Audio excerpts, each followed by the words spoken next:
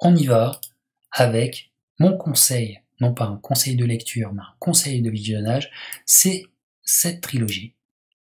Jones contre Tarver. Eh oui, c'était une trilogie. Et oui, ça a fait les années 2000. Les années 2000 de boxe, en tout cas aux États-Unis. Jones Tarver, c'était quelque chose. Alors, Antonio Tarver, quel était le pedigree boxe d'Antonio Tarver? Je n'arrive toujours pas encore aujourd'hui à savoir s'il avait un bon pedigree ou si il y avait des lacunes, notamment au jeu de jambes, très statique sur ses grandes guibolles et tout ça, qu'il l'a perdu contre Bernard Hopkins notamment. Mais toujours est-il que face aux Jones, un Jones peut être éreinté par le fait d'avoir fait son défi, d'aller prendre Ruiz chez les lourds en 2003. Il redescend dans sa catégorie de prédilection, les mi-lourds, et beaucoup diront, lui-même dira que sa redescente de poids lui a été fatale.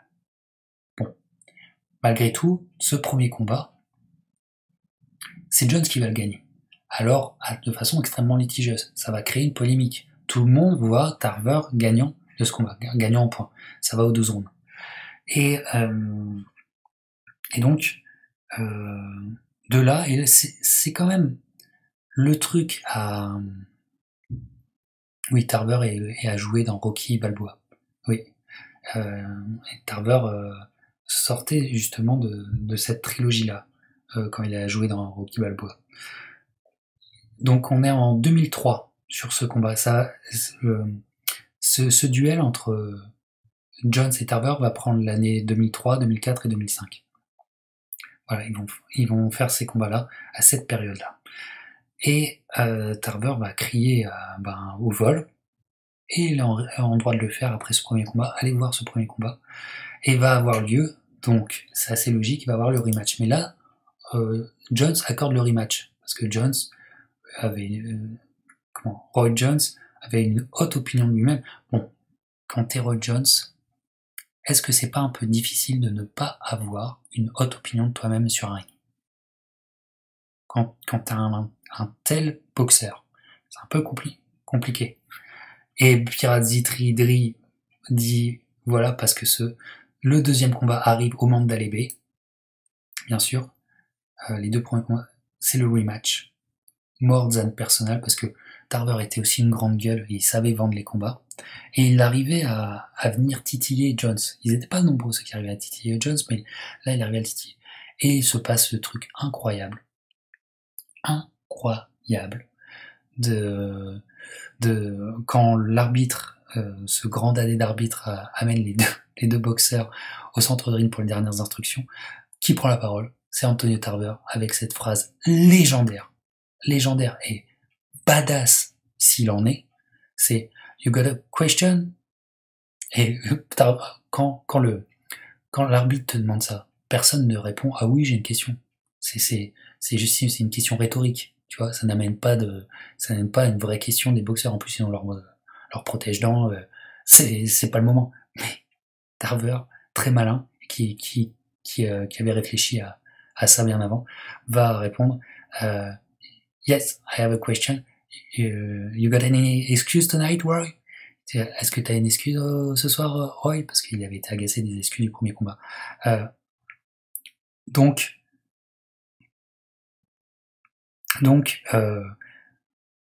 légendaire s'il en est. Pourquoi? Parce que Tarver va knocker Roy Jones, le gros, et c'est un chaos, mais qui surprend et qui terrifie la planète boxe entière à ce moment-là. Souvenez-vous, si vous vous souvenez de 2004, souvenez-vous. Et surtout, le hasard fait que le premier round, ça se passe au deuxième round, le knockout. Mais le premier round est complètement dominé par Roy Jones. Et c'est peut-être son meilleur round dans son duel jusqu'à présent. Son meilleur round sur les 13 premiers rounds contre Tarver, c'est peut-être son meilleur round à Roy Jones.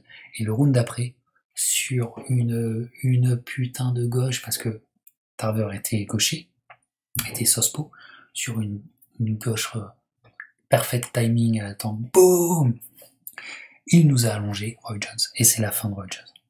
Voilà. Et donc, énorme sensation, Et ce qui est plutôt pas mal quand même, c'est qu'il va avoir, en 2005, plusieurs mois après, presque un an après, hein, il va avoir un troisième combat là qui se placera en Floride, du côté de Tarver et Roy Jones, c'est des mecs de Floride. Donc c'est le grudge match, la belle se fait en Floride, ça a son importance. Et ce troisième match ira à la fin, et c'est vraiment le plus beau combat de cette trilogie. Quel beau combat. Tarver Jones 3, vraiment, regardez, il y a des retournements de situation, il y a ce round 5 extraordinaire. Tarver est à ça de knocker de nouveau Jones, à ça. Mais Jones va avoir du répondant, va ressortir certaines fois des enchaînements venus de l'espace.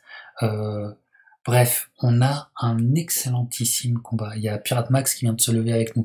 Nous, ça fait 2h35 qu'on est ensemble, 2h36. Max, on te salue, bon réveil, et tu reprendras l'émission dès qu'elle sera en ligne, en version podcast.